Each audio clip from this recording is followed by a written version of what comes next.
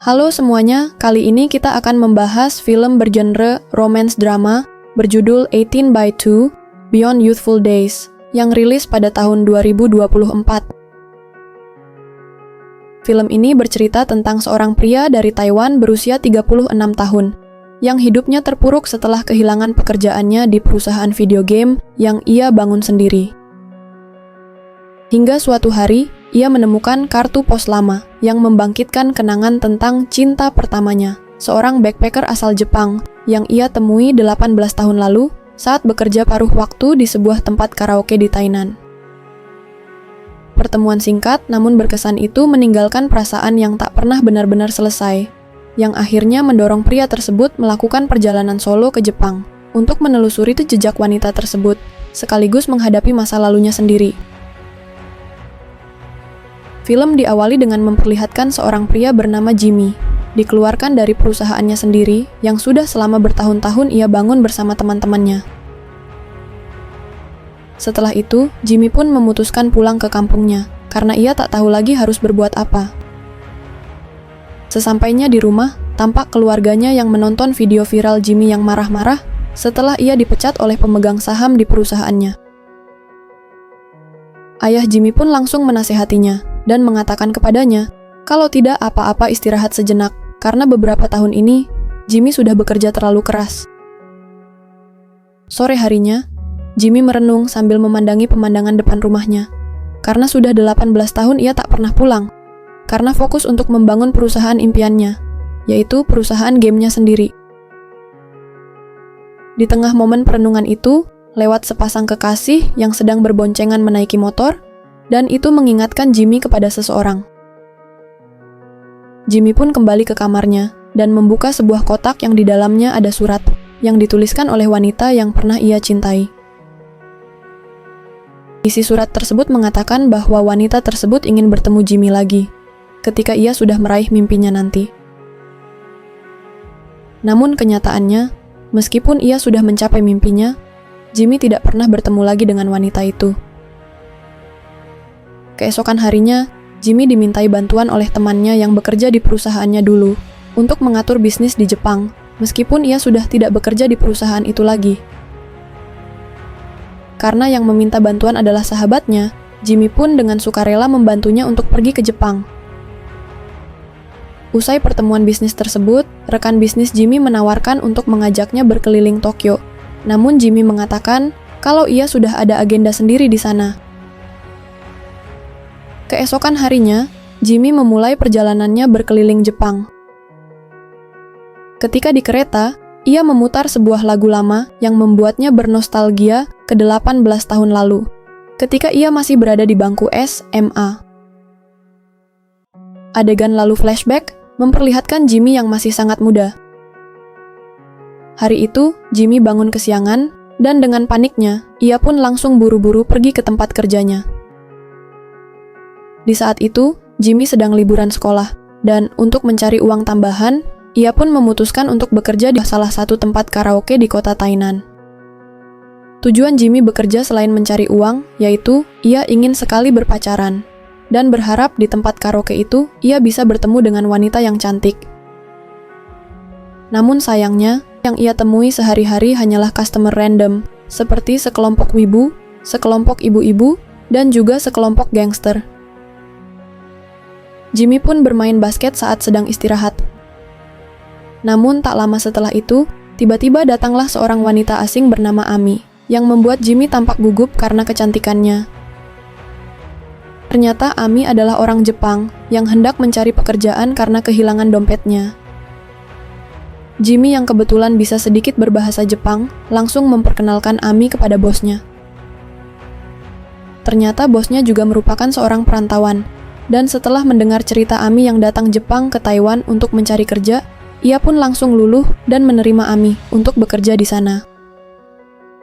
Melihat Jimmy yang selalu memperhatikan Ami, temannya pun mengatakan kalau Jimmy mungkin saja sudah jatuh cinta pada pandangan pertama kepadanya.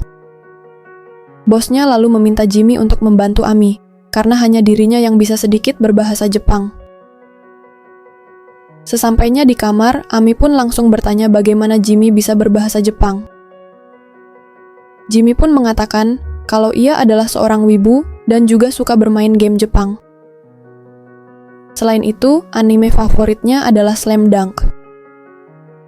Saat sedang mengobrol, adegan lalu kembali ke masa sekarang, memperlihatkan Jimmy yang akhirnya sampai di kota tujuannya. Malam harinya, ia pun berjalan-jalan berkeliling daerah tersebut dan memutuskan untuk singgah di sebuah restoran. Tanpa disangka, ternyata pemilik restoran tersebut juga perantauan dari Taiwan, dan sama-sama berasal dari kota kampungnya Jimmy yaitu Tainan. Karena berasal dari kampung yang sama, pemiliknya pun langsung menawari untuk menemani Jimmy berkeliling kota di malam itu. Di perjalanan itu, mereka berdua pun saling bercerita tentang kisah hidup masing-masing. Jimmy bercerita tentang dirinya yang diajari oleh seseorang untuk berbahasa Jepang, hingga tujuannya sekarang yaitu traveling ke Jepang. Setelah Jimmy menceritakan semua pengalaman hidupnya, pemiliknya itu pun langsung tahu kalau alasan Jimmy kali ini ke Jepang bukanlah untuk traveling. Namun di lubuk hati terdalamnya, sebenarnya Jimmy ingin menemui wanita yang mengajarinya bahasa Jepang itu. Jimmy pun mengatakan kalau ia memang merindukan wanita tersebut. Namun, entah mengapa selama ini ia selalu mencari alasan untuk tak menemuinya dan malah mengambil jalan lain yang membuatnya kini menyesali keputusannya itu. Di perjalanan menuju hotel, perbincangannya tadi membuat Jimmy terus merenungkan akan keputusannya di masa lalu.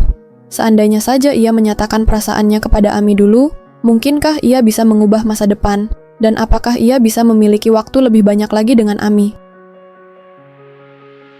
Cerita pun beralih lagi ke masa lalu. Hari itu merupakan hari pengumuman kelulusan universitas, dan tanpa disangka, Jimmy diterima di universitas yang ia impikan. Sejak saat itu, tempat karaoke-nya pun menjadi semakin ramai, karena ada seorang wanita Jepang yang bekerja di sana. Bosnya tentu saja sangat senang dengan hal itu, dan ia berterima kasih kepada Ami karena telah membantu karaoke-nya menjadi tempat yang lebih ramai lagi. Namun Ami mengatakan kalau itu semua juga berkat bantuan dari Jimmy yang membantunya beradaptasi di sana. Setelah itu, bosnya pun hendak mengadakan pesta khusus untuk Ami sebagai ucapan terima kasihnya. Ia mengajak keluarga dan juga karyawannya untuk makan di suatu restoran. Mereka lalu bertanya mengapa Ami memutuskan untuk pergi ke Taiwan. Ami pun bercerita kalau ia memang berniat berkeliling dunia untuk menggambar lokasi-lokasi indah yang ada di belahan dunia. Mengetahui kalau gambar Ami sangatlah bagus, Jimmy pun menyarankan Ami untuk melukis dinding kosong di tempat karaoke, yang tentu saja membuat Ami sangat senang, serta bosnya juga langsung menyetujui hal tersebut. Setelah selesai makan, teman-teman Jimmy yang mengetahui kalau ia naksir dengan Ami, langsung pergi meninggalkan mereka dan menyuruh Jimmy untuk mengantarkan Ami pulang. Karena situasi sangat canggung, Ami pun tiba-tiba mengatakan kepada Jimmy kalau ia ingin berkeliling kota. Tanpa pikir panjang, Jimmy pun langsung mengajak Ami berkeliling kota menggunakan motornya. Mereka mulai menyusuri sudut-sudut kota yang indah di sana, lalu singgah ke sebuah pasar malam. Namun karena terlalu ramai, Jimmy pun mengajak Ami ke tempat yang menurutnya paling indah di sana, yaitu sebuah bukit dengan pemandangan indah kota Tainan. Ami pun tampak terpukau, dan ia mengatakan kalau Jimmy pasti sering mengajak pacarnya pergi ke tempat itu. Jimmy pun mengatakan kalau ia tidak mempunyai pacar dan kembali bertanya kepada Ami, apakah ia mempunyai pacar? Namun Ami tidak menjawab dan malah bertanya apa mimpi Jimmy. Jimmy pun bercerita kalau mimpinya dulu sebenarnya ingin menjadi pemain basket, namun ia sudah melupakan mimpi itu karena cedera di kakinya, dan sekarang ia mulai mencari lagi apa mimpinya sebenarnya. Semenjak momen romantis di malam itu, mereka berdua menjadi semakin dekat dari hari ke hari.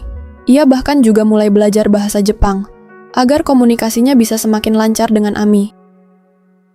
Cerita lalu kembali lagi ke masa sekarang, di mana Jimmy hendak memulai perjalanannya kembali di kota yang baru. Ketika di kereta, Jimmy bertemu dengan seorang pemuda bernama Koji. Mereka berdua pun terlihat cepat akrab, karena sifat Koji yang periang mengingatkan Jimmy pada dirinya 18 tahun lalu, di mana ia masih polos dan penuh semangat. Koji pun bercerita kalau dirinya sangat suka traveling sendirian untuk mengambil foto di tempat-tempat indah. Hal itu pun membuat Jimmy teringat pada sosok Ami yang sama-sama juga suka traveling seperti Koji. Ketika kereta keluar dari terowongan panjang, Jimmy pun melihat pemandangan yang sangat indah di sana, yang dipenuhi salju di sekitarnya. Hal itu pun mengingatkan Jimmy kepada Ami, yang bercerita tentang indahnya salju yang di Jepang. Pemandangan tersebut juga mengingatkannya pada momen di mana ia pertama kali menonton film bersama dengan Ami, dan ada adegan yang tempatnya sama di momen itu. Setelah kereta berhenti, Koji pun langsung mengajak Jimmy untuk keluar melihat pemandangan salju di sana. Cerita pun kembali flashback, di mana hari itu tampak Ami yang digoda oleh sekelompok pemuda di sana. Jimmy yang melihat hal tersebut pun langsung menghajar mereka di tempat, namun sayangnya ia malah dihajar balik, sehingga bosnya langsung memarahinya karena bersikap seperti seorang jagoan. Ketika semua orang memarahinya, Ami justru berterima kasih kepada Jimmy karena sudah melindunginya. Ketika sedang makan siang bersama, salah satu teman Jimmy bertanya kepada Ami bagaimana tipe idaman laki-lakinya. Ami pun menjawab kalau ia menyukai pria yang 4 tahun lebih tua darinya, dan lebih proaktif tidak seperti Jimmy. Jimmy yang mendengar hal tersebut, mulai berpikir kalau Ami mungkin saja sudah memiliki pacar di Jepang yang lebih tua darinya. Malam harinya, Jimmy tak sengaja menguping Ami sedang bertengkar dengan seseorang, yang membuat Jimmy mengira kalau Ami pasti sedang bertengkar dengan pacarnya. Jimmy yang patah hati pun langsung curhat ke sahabatnya, kalau Ami mungkin aja sudah punya pacar di Jepang, sehingga ia tak memiliki kesempatan untuk mendapatkan Ami. Sahabatnya pun menasihatinya, kalau Ami sekarang sedang ada di Taiwan, dan ini adalah momen yang paling tepat untuk merebut hatinya. Sahabatnya pun langsung memberikan 2 tiket nonton gratis film Jepang berjudul Love Letter. Sahabatnya juga meminta Jimmy berinisiatif dan berani untuk mengajak Ami berkencan. Keesokan harinya, Jimmy pun memberanikan diri untuk menemui Ami dan mengajaknya untuk menonton film bersama. Mendengar ajakan tersebut, Ami tampak sangat senang, dan ia bahkan mengatakan kalau itu adalah kencan pertama mereka. Saking senangnya, Jimmy bahkan tidak bisa tidur semalaman, karena sibuk mencari baju untuk memastikan kalau besok adalah penampilan terbaiknya.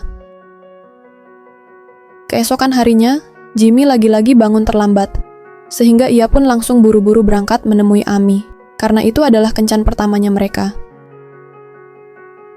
Jimmy pun langsung menjemput Ami, dan mereka berdua pergi bersama ke tempat bioskop. Sesampainya di sana, Ami sempat melihat promosi festival lampion. Awalnya Jimmy mengatakan kalau lokasinya sangat jauh, namun saat Ami mengatakan kalau ia ingin pergi ke sana, Jimmy pun langsung mengiyakan hal tersebut. Saat sedang menonton, Jimmy pun berencana untuk memegang tangan Ami dan berniat untuk menyatakan perasaannya. Adegan lalu berpindah ke masa sekarang, di mana Koji bertanya bagaimana kelanjutan ceritanya. Jimmy pun mengatakan kalau rencananya itu gagal total, karena mereka terlalu fokus dengan filmnya yang sangat bagus. Ami bahkan menangis terseduh-seduh karena film tersebut. Malam harinya, Ami pun bercerita kalau adegan salju di film itu mirip dengan kampung halamannya, sehingga ia menangis karena teringat dengan rumahnya itu. Di momen tersebut, Jimmy sebenarnya sudah berniat untuk menyatakan perasaannya, dan mulai menggenggam tangannya Ami. Namun tiba-tiba saja Ami melepaskan genggaman itu, dan langsung mengatakan ke Jimmy kalau ia ingin pulang. Kencan mereka pun berakhir hari itu, dan Jimmy gagal untuk mengutarakan perasaannya. Cerita pun kembali lagi ke masa kini. Terlihat Jimmy yang akhirnya berpisah dengan Koji. Jimmy pun kepikiran, kalau mungkin saja setelah itu ia tidak akan bertemu dengan Koji. Namun kenangan mereka akan selalu membekas di ingatannya. Jimmy pun menjadi penasaran, ketika Ami bertemu dengannya dulu, apakah hal itu juga berbekas di hatinya Ami. Malam harinya, Jimmy akhirnya sampai di kota yang baru, ia pun menyempatkan waktu untuk pergi ke toko buku yang ada di sana. Sesampainya di toko buku tersebut, terlihat penjaga di toko buku bernama Yuki, sedang memainkan game yang dibuat oleh perusahaan Jimmy. Jimmy pun langsung mengatakan kalau ia adalah orang yang membuat game tersebut. Awalnya Yuki tidak percaya, namun setelah melihat langsung di internet, ia pun tampak terkejut bisa bertemu dengan Jimmy yang sudah sangat terkenal. Yuki pun memuji kalau game yang dibuat oleh Jimmy sangatlah keren, dan ia juga mengatakan kalau video pemecatan Jimmy dari perusahaan itu menjadi viral. Yuki pun merasa prihatin atas nasib yang menimpa Jimmy. Di dekat sana, Jimmy melihat ada poster kalau malam itu ada festival lampion. Tentu saja hal itu mengingatkan Jimmy pada Ami dulu, yang sangat ingin mendatangi festival lampion itu. Yuki pun langsung menawarkan untuk mengantarkan Jimmy ke sana. Di perjalanannya, Jimmy pun bercerita alasan mengapa ia sangat ingin mendatangi festival lampion, karena itu mengingatkannya pada seorang wanita dari Jepang yang hadir di masa mudanya dulu. Yuki pun tersentuh dengan cerita dari Jimmy, dan bertanya mengapa Jimmy tidak bisa melupakan Ami. Jimmy pun mengatakan kalau Ami lah yang membantunya untuk menemukan mimpinya, dan ia juga yang membuat Jimmy bisa menjadi dirinya yang sekarang. Adegan kembali flashback, hari itu Jimmy dihubungi oleh bosnya, yang memintanya untuk segera ke tempat karaoke. Sesampainya di sana, Ami mengatakan kepada seluruh pegawai karaoke dan juga Jimmy, kalau ia akan pamit seminggu lagi, dan memutuskan untuk kembali ke Jepang. Mendengar hal tersebut, tentu saja Jimmy sangat syok dan langsung bertanya kepada Ami apa alasannya tiba-tiba kembali ke Jepang. Awalnya Ami tak menjawab, sehingga Jimmy pun menyimpulkan kalau pacarnya yang menyuruh pulang. Ami pun mengiyakan hal tersebut, sehingga Jimmy yang sakit hati pun langsung pergi dari sana dengan penuh emosi. Hari-hari berikutnya, Jimmy terlarut dalam kesedihan hatinya. Ia bahkan tak berniat menyapa Ami sekalipun. Di momen-momen itu, Jimmy terus-terusan berpikir, apakah ia bisa mencegah Ami agar tidak jadi pulang ke Jepang. Namun Jimmy sadar kalau ia bukanlah siapa-siapa dan fakta bahwa Ami mempunyai pacar di sana, tentu itu sudah cukup mencegah Jimmy menahannya. Hingga suatu malam, ayah Jimmy mengajak untuk mengobrol berdua. Ayahnya sadar kalau beberapa hari ini Jimmy seperti kehilangan semangatnya. Ayahnya pun berkata kalau ia tahu alasan dibalik semangatnya Jimmy, pasti karena ia bertemu dengan seorang wanita. Ayahnya pun menasihati kalau pertemuan seperti itu sangat jarang terjadi, sehingga ia harus memanfaatkan momen tersebut dengan baik agar tidak menyesal di kemudian hari. Sebelum tidur, Jimmy pun merenungi perkataan ayahnya itu, dan Jimmy akhirnya sadar kalau ia tak boleh menyia-nyiakan waktunya. Karena teringat kalau Ami sangat ingin pergi ke festival lampion, keesokan harinya Jimmy pun bertekad untuk mengajak Ami pergi ke sana. Ketika sedang duduk berdua, mereka pun mendengarkan lagu bersama menggunakan satu headphone. Di momen tersebut, Jimmy pun memberanikan diri mengatakan kepada Ami untuk jangan pergi. Namun Ami pura-pura tidak mendengarnya, dan hanya diam saja. Sesampainya di festival lampion, Jimmy pun langsung menggenggam tangan Ami di sana. Terlihat Ami yang ikut tersenyum, apalagi suasananya di sana ramai, juga dihiasi dengan lampion-lampion yang sangat indah berterbangan di sekitarnya. Mereka berdua pun langsung membuat lampion, dan menuliskan harapan masing-masing di lampion tersebut. Sebelum menerbangkan lampionnya, Ami meminta Jimmy untuk berjanji, sekeras apapun kehidupan yang menghadangi, mereka tidak boleh menyerah, serta mari bertemu lagi setelah mereka mewujudkan mimpi masing-masing. Setelah menerbangkan lampionnya, Ami pun langsung memeluk Jimmy, dan lalu mengucapkan terima kasih karena sudah memberikan pengalaman yang sangat spesial baginya. Pelukan itu membuat Jimmy tersadar kalau ia harus merelakan kepergian Ami untuk sementara waktu ini, dan ia harus menepati janjinya menemui Ami lagi ketika ia sudah berhasil mewujudkan mimpinya nanti. Keesokan harinya, teman-temannya dan juga Jimmy pun mengantar Ami ke kereta.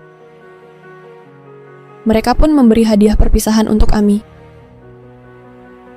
Adegan lalu kembali ke masa kini, di mana Jimmy akhirnya sampai di kampung halaman Ami, yaitu Fukushima. Jimmy lalu bertemu dengan seorang pria tua yang ternyata bapak tersebut mengenal Ami. Ia pun langsung menawarkan untuk mengantarkan Jimmy pergi ke rumah Ami. Di perjalanannya, bapak itu pun bercerita kalau Ami selalu menceritakan tentang perjalanannya pada saat di Taiwan.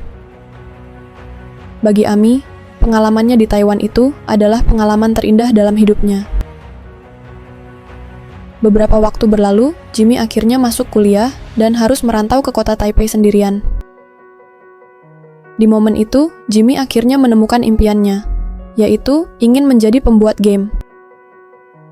Setelah itu, Jimmy mengabari Ami kalau liburan kuliah nanti ia ingin pergi ke Jepang menemuinya. Namun Ami malah menjawab kalau Jimmy belum merealisasikan mimpinya, sehingga ia pun melarangnya untuk menemuinya. Ami juga mengatakan kalau ia akan pergi ke luar negeri lagi bersama pacarnya nanti. Sejak saat itu, Jimmy pun mulai bekerja keras bersama sahabatnya, yang juga sama-sama mempunyai satu misi, yaitu membuat perusahaan game. Berbulan-bulan sejak saat itu, ia pun akhirnya berhasil menciptakan game pertamanya. Namun sayangnya, Jimmy malah mendapatkan kabar yang membuatnya syok. Sejak saat itu, Jimmy menjadi seorang pribadi yang sangat berbeda. Seluruh hidupnya hanya ia fokuskan kepada perusahaannya, hingga berhasil menjadi salah satu perusahaan game terbaik di dunia.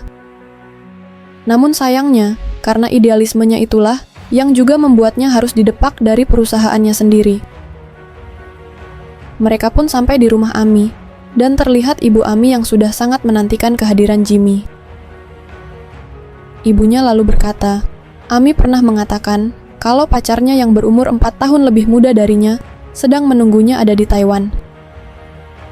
Akhirnya diketahui kalau Ami ternyata sudah meninggal dunia, dan telepon yang Jimmy terima dulu ternyata adalah kabar kepergian Ami. Ibunya lalu membawa Jimmy untuk melihat kamar Ami. Ia pun bercerita kalau Ami memang sudah sejak lama sakit, bahkan sebelum ia pergi berangkat ke Taiwan. Dokter mengatakan kalau sakitnya sudah terlalu parah, sehingga Ami yang sudah menyerah pada pengobatan, kemudian memutuskan untuk keliling dunia. Namun sebenarnya satu-satunya negara yang pernah Ami kunjungi hanyalah Taiwan, kampung halaman Jimmy. Ibunya pun memberikan catatan harian milik Ami kepada Jimmy. Buku harian tersebut bercerita mulai dari awal pertemuannya, bertemu dengan Jimmy yang tingkahnya sangat lucu, sehingga membuatnya tertarik dengannya. Ami juga menuliskan pengalamannya ketika Jimmy membawanya berkeliling kota dan juga pergi ke atas bukit dengan pemandangan kota Tainan. Ami pun berharap momennya bersama Jimmy tak berakhir begitu cepat. Di malam Jimmy mengira Ami sedang ribut dengan pacarnya. Ternyata itu adalah momen di mana ibunya meminta Ami untuk segera pulang, karena ia khawatir dengan kondisinya. Hari-hari berlalu, Ami yang mulai menemukan kembali semangat hidupnya, akhirnya memilih untuk menahan perasaannya sendiri, karena ia tidak ingin menyakiti Jimmy lebih jauh lagi. Sejak saat itu, Ami pun memutuskan untuk pulang ke Jepang guna melakukan pengobatan agar ia bisa sembuh dan bertemu lagi dengan Jimmy. Bahkan ketika Ami melarangnya ke Jepang, ternyata itu karena ia sedang berada di rumah sakit. Namun sayangnya, harapan Ami tidak sesuai dengan kenyataan, karena penyakitnya yang semakin hari semakin parah, hingga akhirnya ia harus meninggal dunia.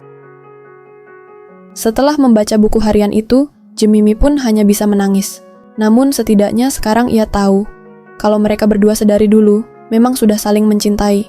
Namun takdir terlalu kejam, karena tidak mengizinkan mereka untuk hidup bersama lebih lama.